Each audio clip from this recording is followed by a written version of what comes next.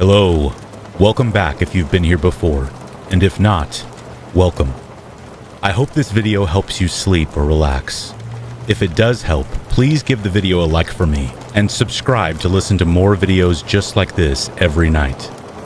Keep in mind, there are only 3 ads in this video, after the first 3 stories. I hope you enjoy. Have a great night. Now, let's begin.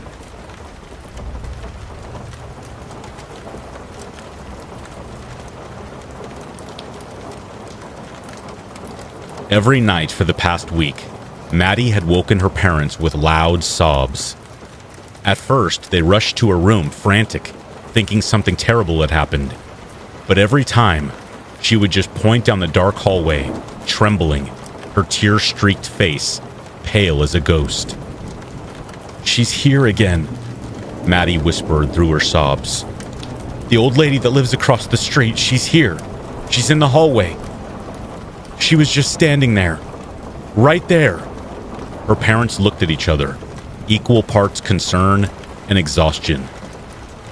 "Maddie," her mom said gently, kneeling beside her bed. "It's just a bad dream. Mrs. Porter would never come into our house. She's a nice lady. She's lived there for a long time." Maddie shook her head violently. "No, she was here, I swear. I swear I'm not lying." Her dad sighed, rubbing the bridge of his nose. "Honey, you've been stressed lately. Trying to get your homework done. The girls at school. It's probably just night terrors. We'll talk to somebody about it, okay? It'll be fine." But Maddie would not let it go. And every night, like clockwork, she would wake them up again, crying, pointing out to the dark hallway. A few times her dad did search the house just to make sure. But all the doors were locked. Everything was in place.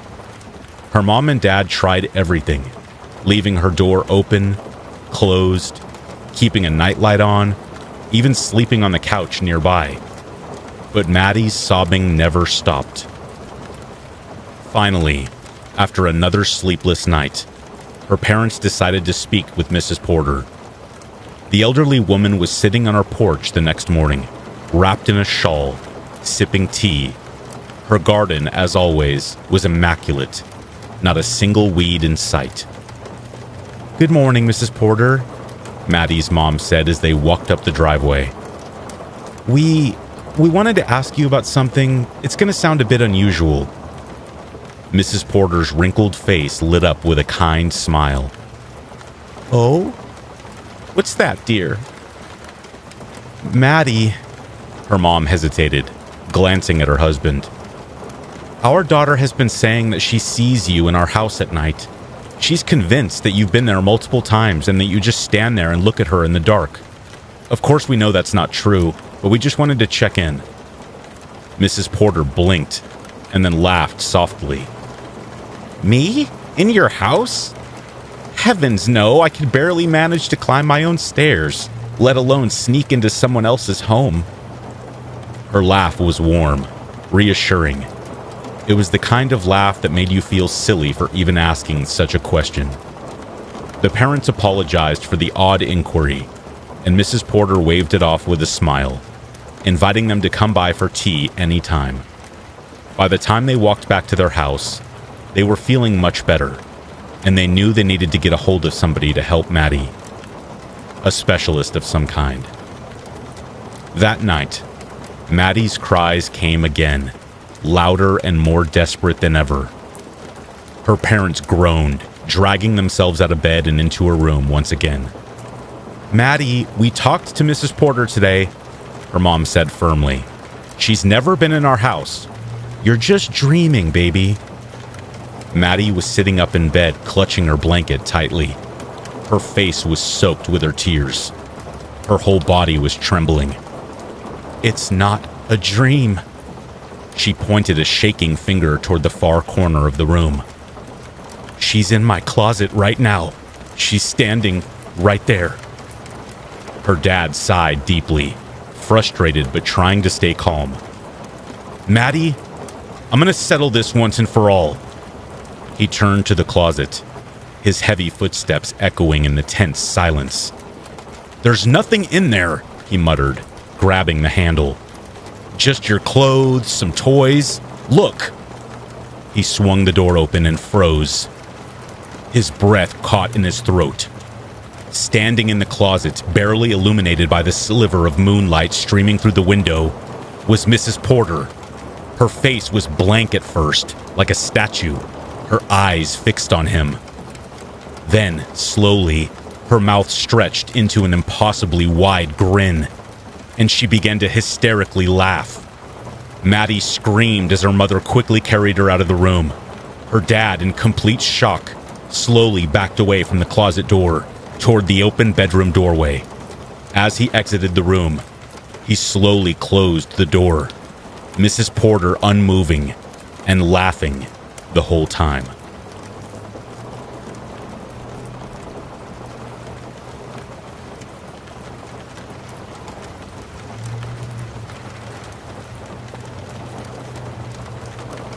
So a few years ago, a bunch of my friends and I planned this getaway to a remote cabin that one of my buddy's cousins owned.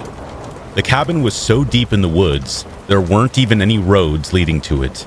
You had to park miles away and hike for 3/4 of a day just to get there. The whole thing sounded like an adventure. The kind of trip you tell stories about for years, right? Unfortunately, I couldn't leave with the rest of the group because of my work. They all headed out early, leaving me to hike up later by myself. The downside to this, it meant that I would have to spend one night alone in the woods. Not that bad, right? How bad could it be? A solo campout sounded kind of relaxing, to be honest. By the time I got to where I planned to set up camp, the sun was dipping below the trees, and the sky was that hazy purple that's neither day nor night. The spot I found was a small clearing, maybe 40 feet across, surrounded by thick woods. I set up my little one-person tent, got a fire going, and did all the usual camping stuff. Roasted a couple hot dogs. I made a couple s'mores, trying not to set myself on fire in the process. It was peaceful for the most part, but I couldn't shake the feeling that someone was watching me. I know people say that all the time, but when you're so vulnerable in the middle of the woods at night, alone, it's probably a feeling that just comes along with that. I told myself it was just my nerves, though. The woods are full of animals, after all. As the night wore on, that uneasy feeling didn't go away. I kept hearing rustling noises just beyond the firelight. At first, I thought it was just a deer or something, maybe a raccoon. But as I sat there, I realized that whatever it wasn't moving randomly. The sound was circling the clearing over and over, like it was checking me out. I tried to ignore it, but after hearing it make several laps, curiosity, or maybe stupidity, got the better of me. I grabbed my flashlight and stood up, shining it towards the noise. As soon as I stood, the rustling sound stopped. It was dead silent. Then, I thought I heard something dart away through the trees. Must have been a fox or something. It's gotta be just some animal like that. It's just an animal. Animals do get curious, right? That's normal. Feeling foolish, I put out the fire and crawled into my tent. The air was cold, and the sleeping bag wasn't doing much to keep me warm. I lay there for what felt like forever, drifting in and out of that half-asleep, half-awake state, where your mind plays tricks on you. Weird noises don't faze me much in that state. I've heard my fair share of phantom whispers and bumps in the night. But then, I did hear something that jolted me wide awake. It was not in my head this time. It was not an animal. It was a voice, and it was not far away. My heart started hammering in my chest. The voice was low, barely above a whisper, and it was coming from just outside my tent. I couldn't tell if it was in another language or what it was, or whoever it was just spoke in a way that twisted the words beyond recognition. Either way, it sent a chill through me so sharp, it felt like ice water in my veins. I didn't dare move a muscle. I just lay there, tense, listening. The voice kept going, rhythmic and soft, like it was reciting something over and over. I couldn't make out a single word of it. Then, in the moonlight filtering through the thin tent fabric at the top, I saw a hand. It pressed against the tent. I bolted upright with a gasp, adrenaline surging like I had been shocked with a live wire. The hand disappeared instantly, and whoever it was took off running. I have never heard someone run that fast. They tore through the woods and the branches like they were snapping them all as they hit them. I scrambled out of my tent, clutching my flashlight like it was a weapon. I was shining it around everywhere. Nothing. Not a shadow, not a trace of anything. Just the silent woods staring back at me. I turned to the tent, expecting to see a bloody handprint or something ridiculous. But there was nothing there. At that point, I knew there was no way I was going to sleep tonight. I sat by the cold remains of the fire, flashlight in my hand, jumping at every noise the forest made. It dragged on forever that night, each minute stretching like an hour or more. I thought about packing up and just hiking to the cabin right then, but the trail was dangerous enough during the day. At night, alone, it definitely wasn't worth the risk. The first rays of sunlight were the most beautiful thing I had ever seen. As soon as it was light enough to see the trail, I was gone. The hike to the cabin was brutal, but I didn't care. I'd never been so happy to see other people as I was when I finally stumbled into that clearing and saw the cabin. My friends were sitting on the porch, laughing and joking. They had no idea what I just went through. When I told them, their smiles faded. I expected them to just make fun of me. But one of them said, "You're just messing with us, right?" "Do I look like I'm messing with you?" I snapped, still jittery. One of the guys, the cousin who owned the cabin, exchanged a look with another one of my friends. "You should have told him, man," he said in his low voice. "Told me what?" I demanded. They hesitated before finally explaining. A couple years ago, there was a homeless man that lived in the woods near the cabin. They saw him every now and then, and he seemed like a recluse. He wasn't right in the head, as they put it.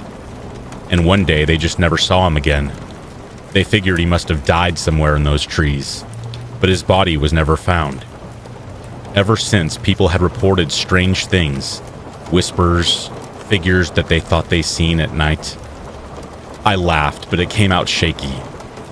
"Oh, well, that's just great. Yeah, I really appreciate the heads up," I said.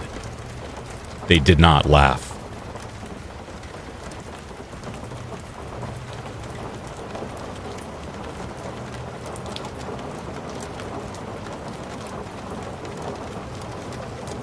When I was 7, I woke up one night with a throbbing earache.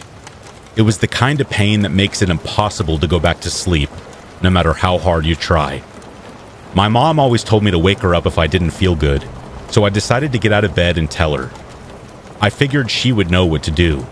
Maybe she would give me some medicine or something, or maybe one of those warm washcloths she said helped with everything. I climbed out of bed, rubbing my ear, and shuffled towards the door. As soon as I opened it, though, I stopped in my tracks. Someone was sitting in the chair in the living room, just a few feet away from my bedroom door. At first, I figured, of course, it was my mom or my stepdad. They sometimes stayed up late watching TV, though the house was completely quiet, which was strange. The only light came from the faint glow of the street lamp outside, casting long, jagged shadows across the room. "Mom?" I whispered, my voice a little bit shaky. The person slowly shook their head. No. Mike?" I asked, hoping it was my stepdad. It had to be. Again, the person shook their head, slower this time, almost deliberately slow. Something about his movement sent a chill crawling up my spine. It wasn't just that they were answering me, it was the way they sat there, in the dark, completely still except for their head, which moved with this unnatural, jerky motion. The light from the street lamp wasn't enough to see anything clearly in the room, but I could tell something was off about this person. Their face didn't look right. It wasn't just dark, it was distorted, like someone had taken a photo of a face and smudged it with their thumb. The features didn't line up right. Too high, too low, too stretched. I couldn't put my finger on it, but the more I stared at this person, the more terrified I became. My heart was pounding, and I decided I didn't want to walk past whoever this was. I went back to my room and shut the door. I climbed back into bed. My plan was simple. Close my eyes, pretend none of it happened, and wait until morning. But I could not shake the image of that figure in the chair. Something about the way they sat, silent. It burrowed itself into my brain and would not go away. I tried to convince myself it was my imagination, or maybe I'd seen a shadow and made it seem like it was something it wasn't. After all, I was only 7 years old. Kids do see things in the dark all the time that aren't there, right? I pulled the blanket up to my chin, squeezed my eyes shut, and just told myself to go to sleep. Go to sleep. Just go to sleep. I don't know how much time passed. Maybe a few minutes, maybe longer. But I eventually opened my eyes. I really wish I hadn't. The figure was standing in my doorway. The light from the street lamp barely reached them, but I could see their outline perfectly.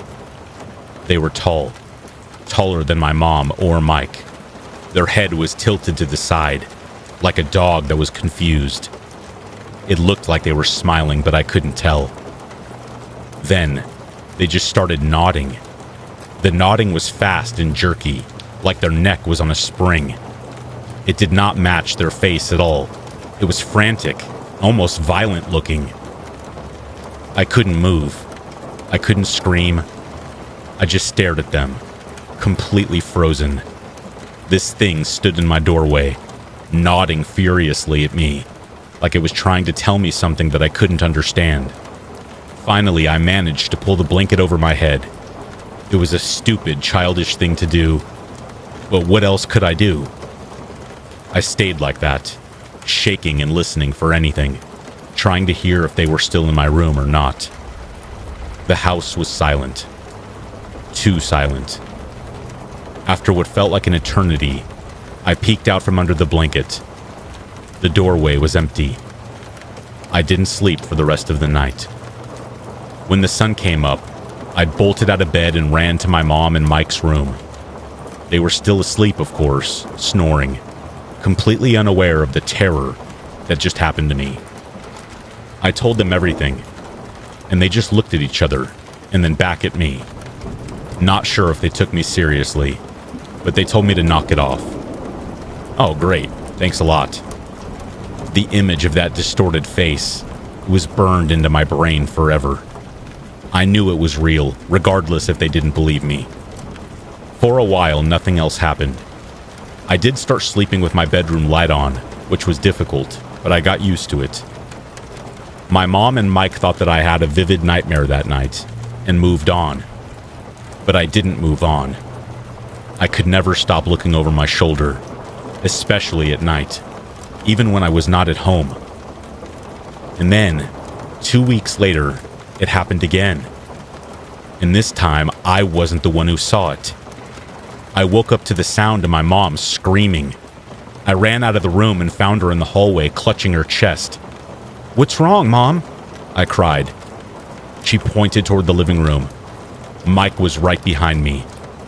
The chair in the living room, the same one where I had seen the figure, was tipped over. "What happened?" Mike asked, frustration in his voice. "I saw someone," my mom whispered. "I swear there was someone sitting there. When I turned on the light, they were gone." Mike tried to convince her that it was just her imagination. I don't know why people always say this stuff. What is so hard to believe about it?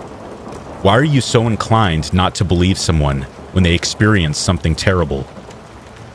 After that, we started locking all the doors and windows religiously. Mike even put up new locks on the front and back doors, but it didn't help. The figure kept coming back. Sometimes it was just a shadow in the corner of the room. Sometimes it was the faint sound of footsteps in the hallway. And sometimes I would wake up in the middle of the night and feel like someone was standing right next to my bed. One night, Mike stayed up late, determined to catch whatever or whoever it was. He sat in the living room with a baseball bat, waiting. Around 2 a.m., he heard a faint rustling sound coming from the hallway. He tightened his grip on the bat and stood up. When he turned on the light, the hallway was empty. Or so he thought. When he looked back at the chair, it was rocking slowly, as if someone had just been sitting in it. Eventually, we couldn't take it anymore. We had to move. A few months later, it happened, and we left the memories and whatever was haunting it behind. Sometimes late at night, even in this new house, I think I still see a distorted face in the dark, nodding furiously. Maybe it's just a dream. Maybe not. Every time it happens, though, I wake up wondering if it's still here with us, waiting for something.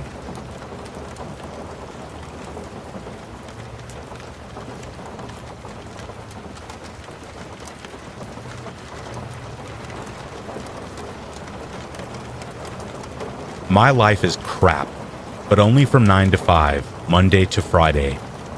I am an engineer specializing in sewerage systems. There are 1,100 miles of sewers under this city. It's a system that was designed way back in the 1800s when there were only 2.5 million backsides to deal with. There are almost 9 million now. So, it's not a surprise that things go wrong, and that's where I come in. It is not a glamorous job, but it means I can have a fantastic lifestyle. I rent a spacious flat in a desirable location, drive a sports car, and enjoy weekends away in boutique hotels. Loving this way, I am hopelessly overextended on my finances.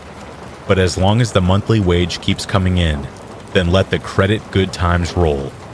In the evenings or on a weekend, out in a wine bar or a restaurant, I favor bespoke tailored double-breasted suits and immaculate handmade Italian shoes. I look very different when I am working. I was wearing my usual steel-toe capped boots, a boiler suit, goggles, and a hard hat with a torch attached. Sometimes I have on waterproofs, but wading knee or even waist-high and slow-flowing. In places of solid feeling, effluence is high on my list of things to avoid. By careful use of service tunnels and walkways, the knowledge of which has been passed on from generation to generation of engineers, and a little help from maps, I can usually avoid this. It was a Monday morning, around 11, and I was a quarter of a way through a 4-mile walk to check the repairs on a tunnel, which had collapsed a few weeks before, and I was holding up. I was passing under a railway station, and the sound of wheels on tracks rumbled overhead like an unseen storm. The only light came from my head torch. I know it sounds strange to say this, but I felt at home here. It is a dank, dark, disgustingly odorous place, but it is my place, my world. If you put me in an office with desktops and phones, whiteboards and meeting spaces and water coolers, I think I would come out in a cold sweat. These sewerage tunnels were my workplace. I paused for a break, ate an energy bar, and sipped a little fruit juice. I calculated I was about halfway to my destination and entered a new service tunnel. I can't give you a certain opinion of what caused the accident. I had been this way before. I knew what I was doing. The tunnel floor simply collapsed beneath me. Hundreds of years simply took their toll on the bricks and mortar that had been used to construct the tunnel, would be my expert guess. I was not considering any of this as I fell. My senses were in a daze. I tumbled through the space that had opened up, fell for what must only have been seconds, but felt like much longer, and landed in a heap. A hard landing. A jolt of pain ran up my spine. It helped take my mind off the fact that I was sitting in freezing cold wetness. My left wrist stung like hell as well. I had put my hand out automatically as I fell. I cursed, held my wrist to my chest. It's broken, I thought, and cursed some more. The impact had also knocked my head torch off, and I was sitting there in darkness. Praying it was not wrecked, I reached up with my uninjured arm and toggled the switch, breathed a sigh of relief when the yellow beam shone out. I saw that I was in a small chamber. I assumed it predated the sewerage system. Wherever here was, the tunnels had been built over it, which meant I was the first person to see this chamber in hundreds of years. That I was in uncharted territory. That was not what bothered me. Right next to me was a human skull. It was complete, even had a full set of teeth. The torchlight gave the bone a yellow tint as I focused the beam on it.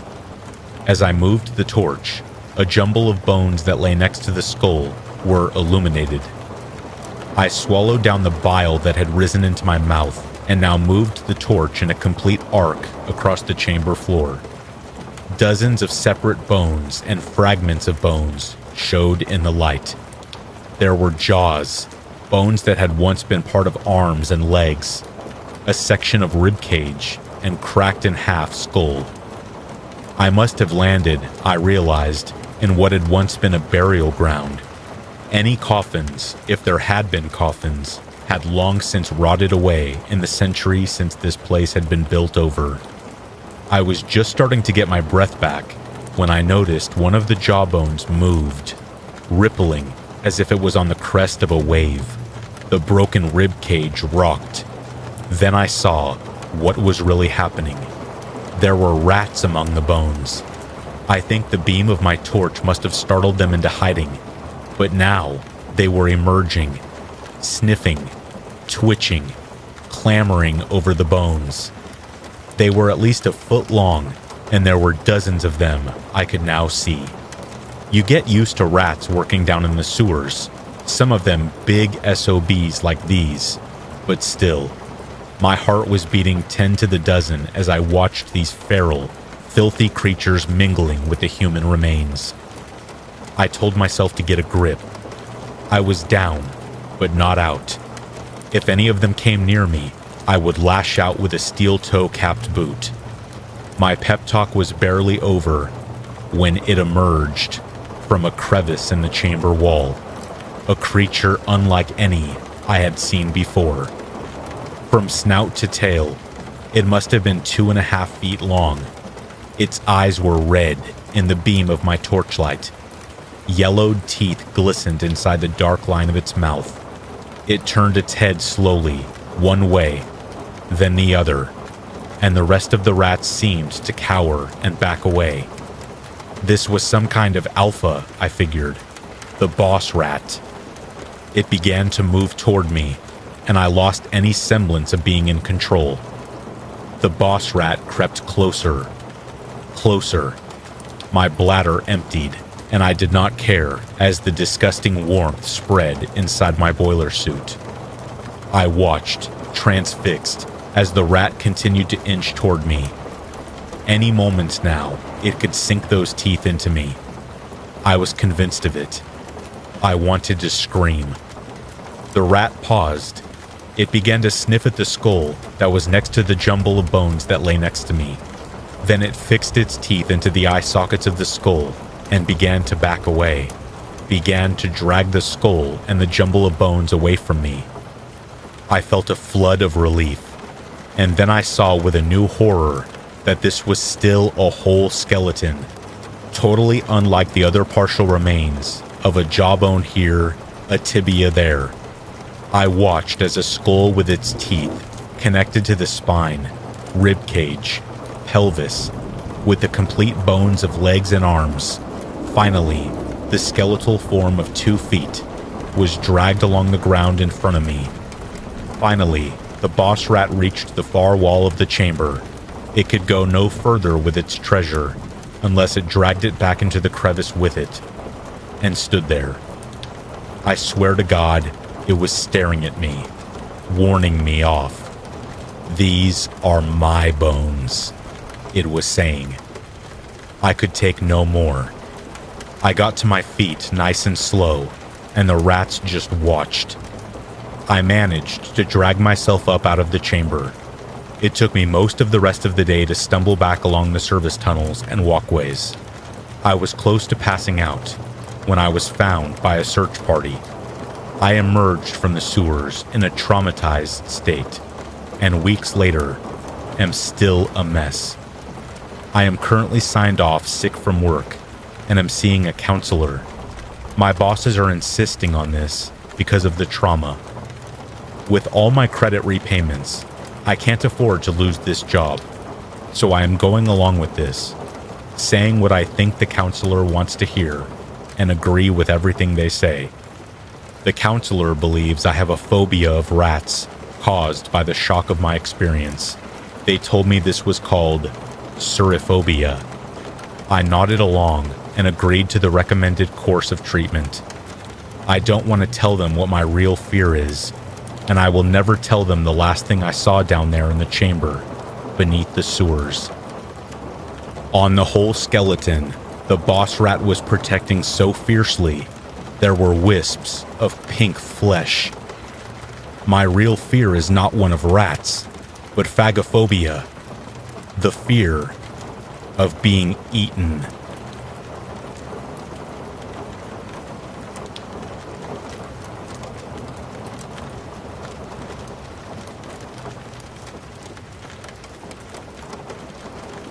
During the mid-19th century, the United States saw a sharp rise in the number of people who chose to leave their homes in the East to resettle in the California or the newly acquired Oregon territories.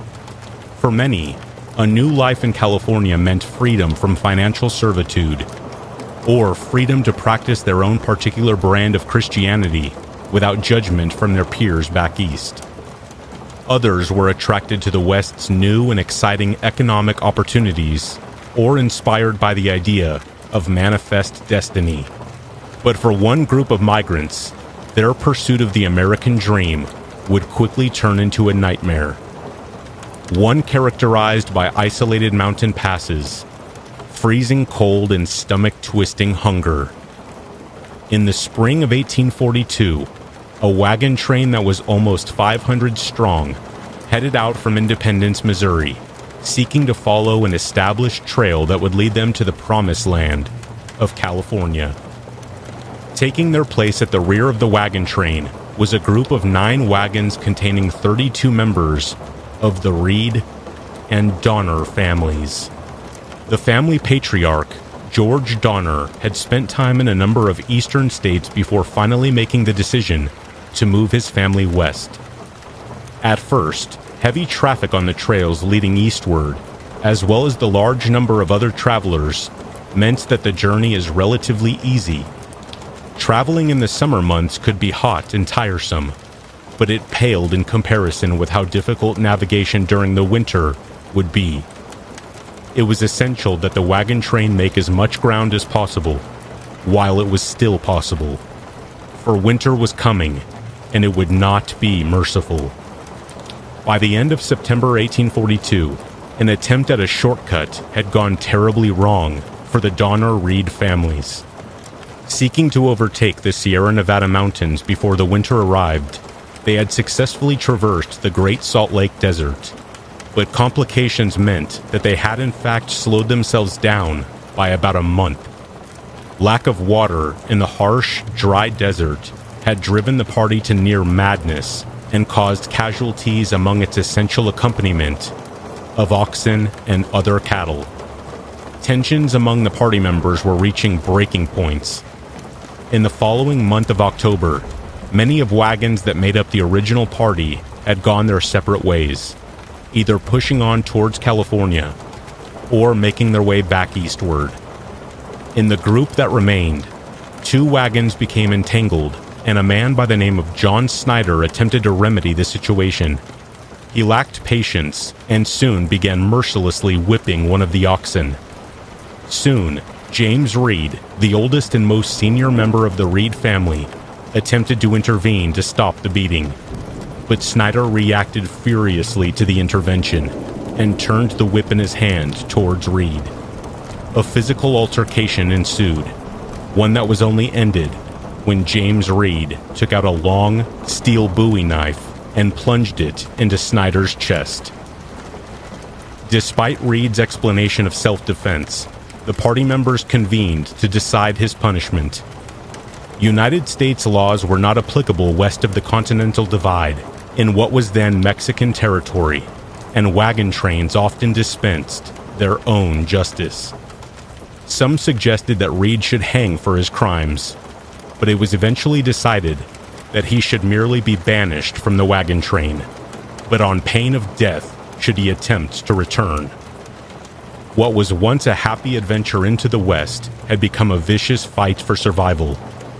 Grass was becoming scarce, and the animals were steadily weakening.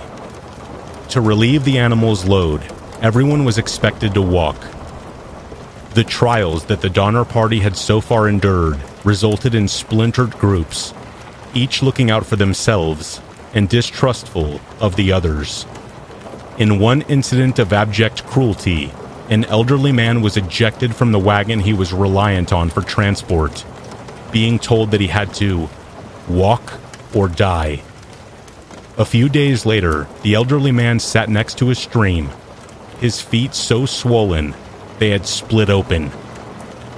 Some members of the party begged the others to wait for him, to show mercy to the party's weakest members, but the others refused, thinking only of themselves. The old man was not seen again. In the following weeks, attacks from the local Paiute Indian tribe were responsible for the party losing almost 40 of their cattle. This is extremely shocking for a number of reasons. Firstly, the Paiute tribe had first appeared friendly to the migrants, sharing supplies with them and even directing them onto trails that would take them westward. But at some point, the relationship had soured, and the people known for their respect and reverence of the natural world appeared to have no problem slaughtering the wagon train's animal accompaniment in an attempt to slow down or even stop the party dead in their tracks. With nearly all the cattle gone, one particular party member stopped to bury his wagon for safekeeping. 2 of his number stayed with him to help, but they returned without him, reporting they had been attacked by Paiutes, murdered and scalped. By the end of October, the party was forced to make camp around Truckee Lake in the eastern Sierra Nevada mountains. 3 widely separated cabins of pine logs served as their homes, with dirt floors and poorly constructed flat roofs that leaked when it rained. Of the 60 at Truckee Lake, 19 were men over 18 years old, 12 were women, and 29 were children, 6 of whom were toddlers or younger. Very little food remained in their supplies, and the oxen began to die. Their carcasses were frozen and stacked. Truckee Lake was not yet iced over, but the pioneers were unfamiliar with catching lake trout. The most experienced hunter among them killed a bear, but had little luck after that. Margaret Reed promised to pay double when they got to California for the use of 3 oxen from other families. She was charged $25, normally the cost of 2 healthy oxen, for the carcass of a single ox that had starved to death. The mood in the camp was beyond tense. People were only looking out for themselves by this point, but an incoming blizzard would be the straw that broke the mules' back. During the height of the snowstorm, a man named Patrick Dolan began to rant deliriously, stripped off his clothes, and ran into the woods. He returned shortly afterwards and died a few hours later. Not long after, some of the group began to eat flesh from Dolan's body.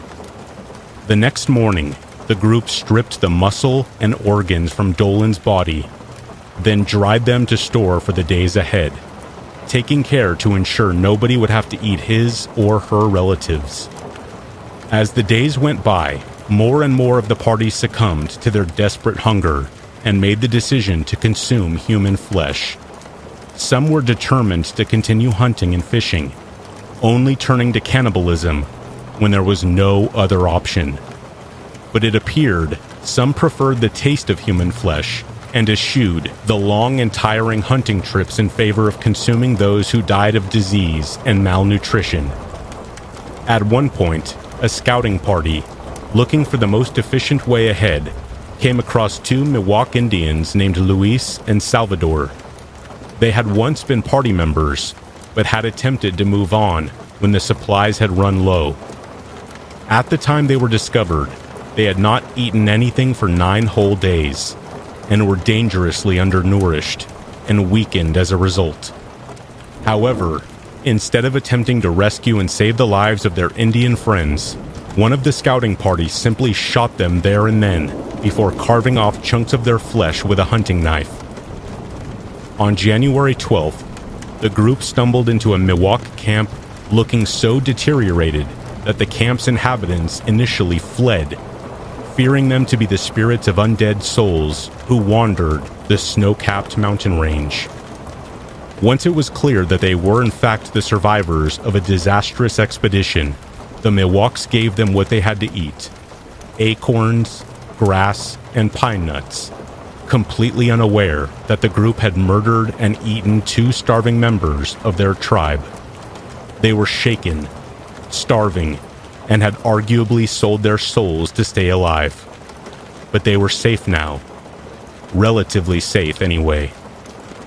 Reporting on the event across the U.S. was heavily influenced by the national enthusiasm for westward migration. In some papers, news of the tragedy was buried in small paragraphs, despite the contemporary tendency to sensationalize stories. Several newspapers, including those in California, wrote about the cannibalism in graphic, exaggerated detail.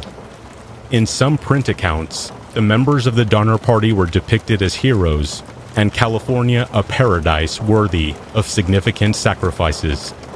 But it seems that sacrificing one's family and friends, as well as losing one's humanity through consuming human flesh, might not be worth any prize, no matter how great.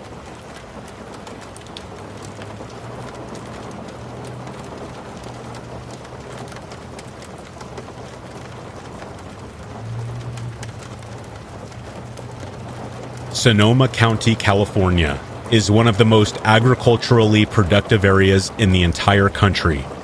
It produces a huge amount of hops, grapes, prunes, apples, dairy, and poultry products every single year. This is down to the vast swaths of fertile land, in addition to the abundance of high-quality irrigation water. In addition to the vineyards and wineries that call Sonoma home, one might mistake the county for being a little slice of paradise. But during the early 1970s, a series of horrifying events in the hills around Sonoma's largest city, Santa Rosa, would make this heavenly place seem more like a circle of hell. On February 4th, 1972, 2 middle school friends were returning from a visit to the Redwood Empire Ice Arena. Maureen Louise Sterling and Yvonne Lisa Weber, both 12 years old, were last seen around 9 p.m. hitchhiking on Guerneville Road, northwest of Santa Rosa. Neither of the girls arrived home that night. Their parents begged local authorities to find their girls, and find them they did. Their bodies were found December 28th, just a few miles north of Franz Valley Road.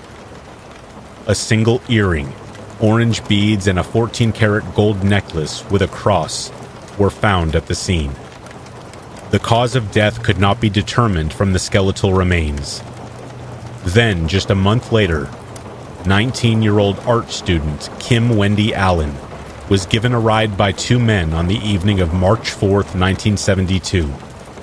They last saw her at approximately 5:20 p.m., hitchhiking to school and carrying a large wooden soy barrel with red Chinese characters on it. Her body was found the following day in an embankment in a creek bed. The two men who gave her a ride, one of whom was given and passed a polygraph test, were ruled out as suspects. This pattern of hitchhiker murders was repeated over and over again as the years went by, but only a handful had a modus operandi that matched the previous murders. One in particular had an extremely disturbing additional detail that may shed some light on who the murderer or murderers were. Carolyn Nadine Davis, 14 years old, ran away from her home outside Anderson in Shasta County on February 6, 1973, but disappeared July 15th after being dropped off by her grandmother at the Garberville post office. She was last seen hitchhiking that afternoon near the highway in Garberville. Her body was discovered on July 31st, just meters from where the remains of Sterling and Weber had been recovered 7 months prior.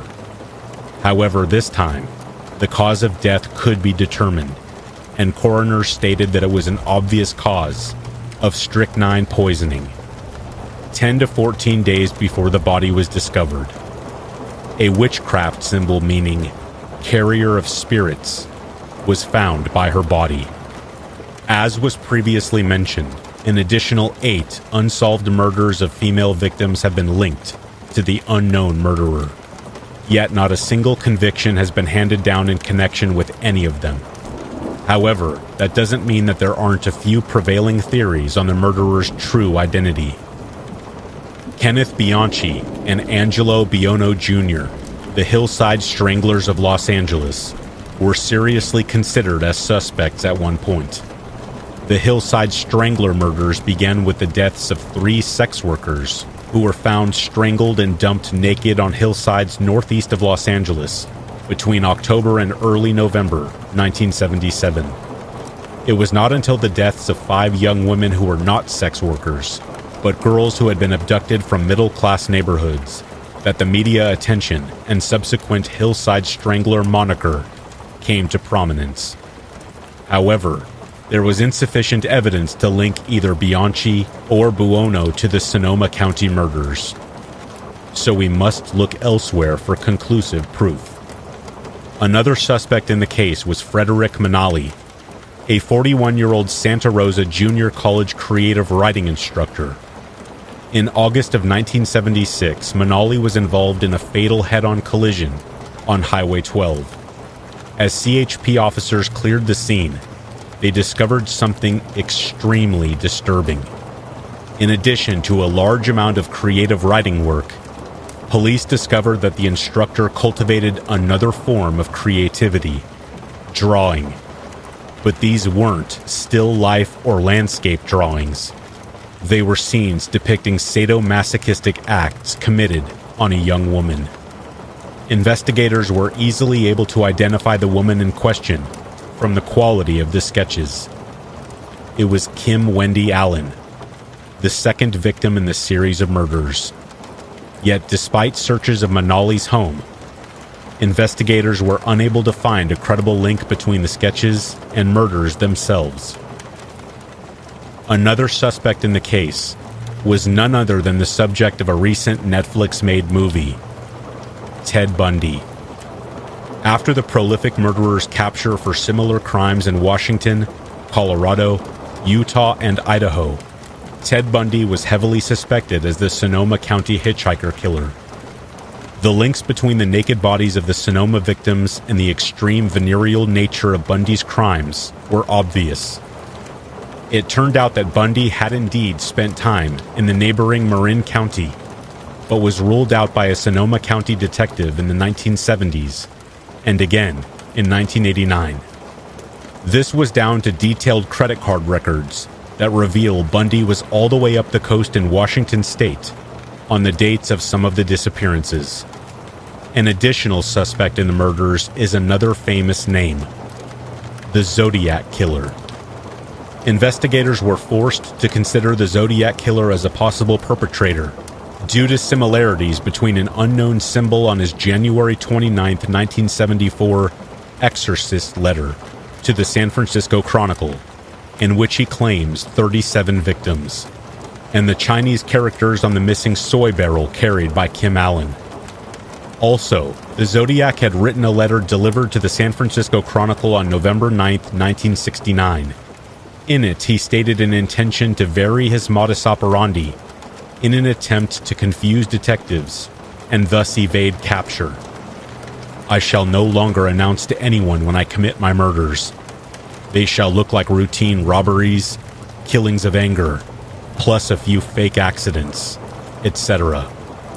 Naturally, the consideration of the Zodiac Killer leads us to one Arthur Lee Allen. Allen owned a mobile home at Sunset Trailer Park in Santa Rosa at the time of the murders.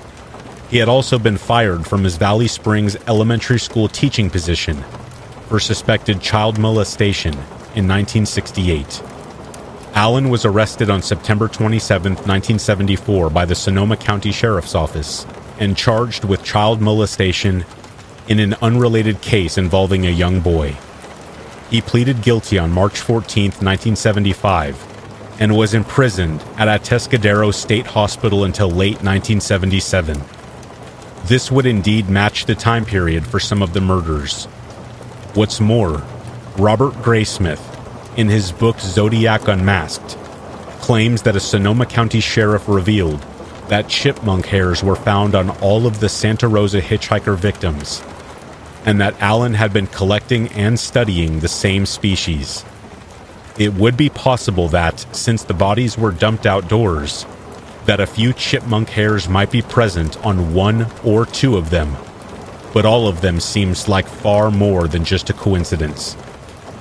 Allen was the main suspect in the Zodiac case for more than 30 years, until his DNA was compared to a partial DNA profile obtained from saliva recovered on the underside of a postage stamp and envelopes from verified Zodiac letters. Results were a conclusive non-match. Fingerprints and blood recovered from the taxicab of Zodiac murder victim Paul Stein. A writer's palm print found on the Zodiac letter of January 29, 1974, and handwriting examples failed to identify Allen as the Zodiac. In practice, this evidence would have exonerated Allen should he have ever stood trial for the charges. So we are essentially forced to look elsewhere for clues to the murderer's identity. But given that almost 50 years later, each murder remains distinctly clear, just who was murdering hitchhikers in the hills around Santa Rosa, California.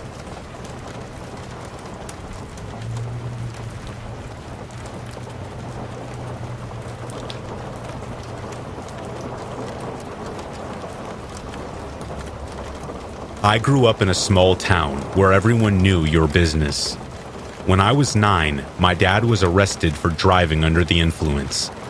I found this out the next day from the kids in my class.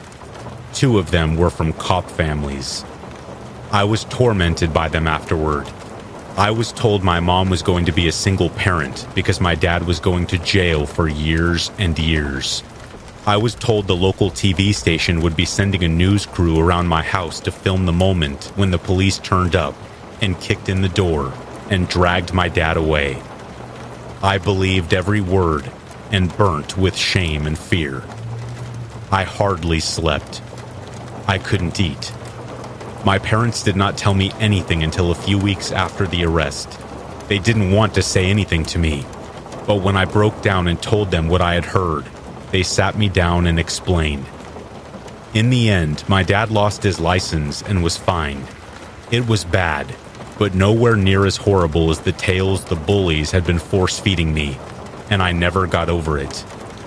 When I was 17, I wrote a letter to a girl I was desperately in love with. I had never had a girlfriend and was too shy to speak to her, so I agonized for weeks over what I should write, and felt sick with nerves when I finally left it in the mailbox outside her family's home. I don't know who got hold of it, but within days, there were photocopies everywhere. They were on lampposts, on the sides of buildings, the back of bus seats. I'd see groups of people standing around, reading them and laughing or making pretend puking gestures. Things I had written in the letter would be shouted at me in the street. I wanted to curl up and die. For everyone else, it was just great entertainment and another swell day in a small town. When I was 21, I left. I caught one of the buses that had been decorated with a copy of my letter and half expected to see it still there, stuck to the seat. As the bus pulled out, I vowed I would never return. I had fallen out badly with my parents by this stage as well. They couldn't understand why I was so adamant to get the hell away. They told me I was naive and would come crawling back. I did not plan to write to them or phone or email. I had also already deleted my social media accounts. They were pathetic anyway, and I had canceled my mobile phone contract. The past was dead to me. I had to put it out of its misery. And as the bus hit the interstate, I was looking forward to creating a whole new me in a brand new place. The only thing I knew for sure about the city I was heading for was that it was sprawling. Millions of people lived there. I figured there would be internet cafes or terminals I could use in a public library to help me find a job. I would need to do this pretty damn quick, as I only had a couple of $100s in my wallet for temporary accommodation and food. But I was confident, and I was buzzing. I had escaped. It was dark by the time the bus pulled up at the terminus. Feeling stiff and cold, I stepped out into a deserted, graffiti-strewn space. The displays on the stands showed no departures till the next morning. A coffee stall was shuttered, and the restroom had an out-of-order sign on it. Not the best introduction to city life, I thought. Then I headed out into the street. I looked around, hoping to spot a neon sign advertising accommodation for the night. All I saw were rows of buildings in darkness. I put my hands in my pockets and began to walk. It was not long before the streets widened out, and high-rise buildings began to appear. I passed clothes shops and restaurants, all locked up for the night. Sirens rose and fell in the distance. An occasional person passed by, their head down. I stopped and breathed in the cold air. I had arrived. I raised my arms into the air and called out a triumphant, "Yes!" just as a woman brushed past me. I hadn't seen her appear, and now she was walking away after bumping ever so slightly into me. I swore as I realized my pocket was empty, and my wallet was gone. "Hey!" I yelled. The woman didn't look back, didn't even hesitate. She was off and running down the sidewalk. "Police!" I called out. "I've been robbed!" The street was empty and silent, apart from me cursing as I set off in pursuit. I saw her veering off to the left, down a side street that led back in the direction of the bus station. I increased my pace. She was quick, but I was pumped with adrenaline and desperate. Without that money, I had nothing. She turned again behind the garage where the buses were parked, up and then onto wasteland. Twisted rebars sprouted from concrete. Whatever had once stood here had been demolished, and behind it, rows of dark buildings stretched out as far as I could see. Fragments of glass-lined empty window frames and tags were scrawled all over boarded-up doorways. I stumbled, almost falling as I caught my foot in a rut in the ground, spat and carried on. She had 30 seconds on me. "No way you're getting away from me," I said under my breath. Though, of course, she did. I had reached the end of the road I had been sprinting along. It split into two. Both ways were narrow and unsurfaced, and I had no idea which way she had gone down. I chose left. After 20 minutes of heading down more dark roads with no idea where they led, I had almost given up. But then I got lucky. I spotted her, the thief. She was standing in a doorway with a man, from his height and build. They were talking, and then she handed over money. My damn money. And he gave her a small packet in return. Drugs, I thought. Part of me wanted to go charging in there, take what was mine, and give them a piece of my mind. The part of me that was still thinking clearly was saying, hold back. What if the dealer was armed? A gun or a knife? It didn't matter. I was the one who would end up hurt. So I stayed put, watched and waited. A few minutes later, she moved off. The dealer lingered, talking into his mobile. Then he slipped away in a different direction. I was free to resume my pursuit. I ran in the direction the woman had gone and just caught sight of her as she went into a building, slipping through a gap on one side of a sheet of plywood nailed against a doorway. Got you, I thought, and followed. I squeezed through the gap and into a vast open space. She was a dozen feet away from me, just standing there, brazen as you like. I was about to lose it, begin screaming at her, when I realized with a start that a man was sitting in a wooden chair by the opening. His face was turned towards me. Where his eyes should have been were dark, empty sockets. I was breathless from the chase, and when I spoke, each word was caught within a gasp. Who are you? Why, I'm the doorman of this fine establishment, he replied without missing a beat. The what? I exclaimed. The person who decides who can stay and who will be asked to leave. As he said this, the woman came closer. Before, I had only made out an outline. I could now see that she was young, around my age. Strands of long hair had escaped from a woolen hat, and her clothes were torn and dirty. She put a hand on the eyeless man's shoulder and said, "What do you think?" "He sounds like he belongs here," the eyeless man replied. "I don't," I snapped. "I'm not scum living rough." "What exactly is your home address then, son?" the eyeless man asked. I began.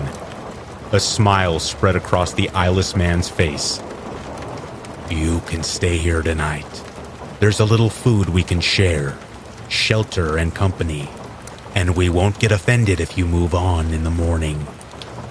"No," I said. "I just want what's mine. If she has spent all my money on drugs, then I'll take those. Sell them on to at least get something back." I glared at the woman. The thief. She did not flinch. She looked me in the eye and said, "Let me show you who the drugs are for first." Then she turned and walked away into the gloom that stretched out all around us. I followed reluctantly. As she led me through the space, we passed people sitting huddled together on the floor. There were men and women, young and old, and children. All were emaciated and dressed in filthy clothes. I was shocked by this, but when I became aware the thief was looking at me, I glanced away. I did not want her to see how out of my depth I was. I had never seen anything like this before. Scum living rough. I looked up at her words and muttered, "What?" She answered in a calm voice, "That's how you described us." I said, "I didn't. For people to live like this." My words trailed off. I didn't know what else to say. She finished for me. "They must be pretty desperate." I shrugged. "I guess." She kept her eyes fixed on me as we walked by another group. A man lay curled up, sleeping. A woman sat with a baby at her breast. The blanket wrapped around it was smeared with feces. I looked away, disgusted, and immediately hated myself for it. She saw me doing this, then said in a quiet voice, "There's no jobs, no benefits, no health care for some people. So they simply fall through the cracks of society and they end up here. Is that what happened to that man, the doorman, because he has no eyes? I asked. She looked refuel when she replied. He fell a long time ago while he was still sighted. 12 months ago, he sold his eyes to a clinic operating outside the law for money in his palm. That's horrific, I said. That's economics, she replied. Then she stood next to a pile of rags on the floor. When she spoke again, it was in a whisper. She drifts in and out, but when she is conscious, the pain is unbearable. This is why I stole from you. This is why I needed the drugs. She knelt by the rags and lifted around the corner. My God, I realized it was a person. A woman's face was revealed. Her skin was lined and stretched taut over protruding bones. Her eyes flickered, and a painfully thin hand and wrist appeared out of the folds of the rags and reached slowly for the thief's face, who was blinking back tears. My mother, she said. The cancer is in her bones, and she has had no treatment, no care, except for what I can scavenge and steal. She took out the packet she had bought from the dealer, opened it, and placed her forefinger inside. When she withdrew it, her finger was coated with a fine, pale-colored powder. Gently, lovingly, she placed her finger in her mother's mouth and began to rub the powder onto her gums. Tears clouded the old woman's eyes, and then they closed. She began to snore gently. I'm sorry, I said. How long does she have left? The thief did not look up when she replied. Too long. She was silent then, and I could not think of anything else to say. As I stood there and my eyes continued to adjust to the gloom, I noticed there were others there. They were pressed against the walls, held in the shadows. I could make out no details, only that they were slender shapes, clothed in rags. This is hell, I said. It just came out. I didn't mean for it to. It is, she said. But it is our hell, our home. I'm sorry, I said again.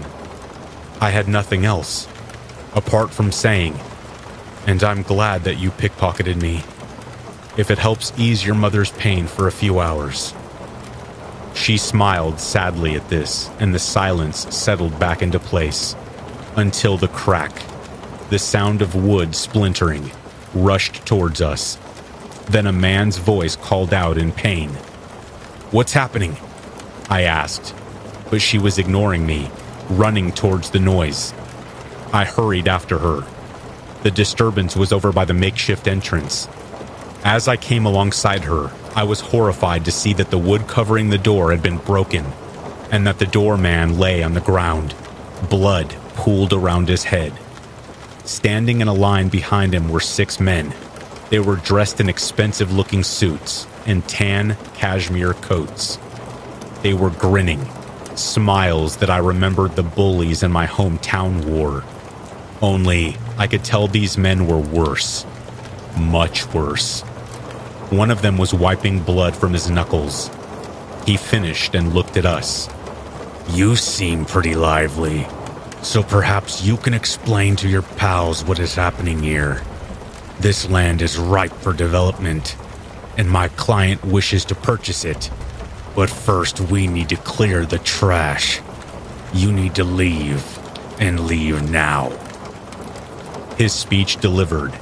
He nodded at the other men, and they began to advance on us. I turned to the thief. We need to get everyone out of here before anyone else is hurt. She shook her head. Her eyes blazed with anger. No. The world has taken everything else from us. This is ours, and we will not give it up.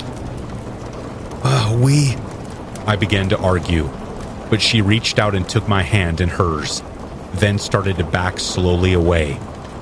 I was scared and confused and let her lead me back into the building, into the gloom. The men, sneering, laughing, making obscene remarks about the thief, about what they would like to do to her, kept pace with us. We passed the pathetic huddled figures. The men spat on them, told them to move it, called them filth, and called them dirty whores and junkies. And all the while the thief kept walking. She said nothing. We were coming closer to where her mother lay, to where the edge of the world was a place of shadows inhabited by slender figures clothed in rags. The thief stopped and let go of my hand. "Here," she said quietly. This brought a fresh wave of obscenities from the men. "What are you going to do, bitch? Fight? Go down on your knees?"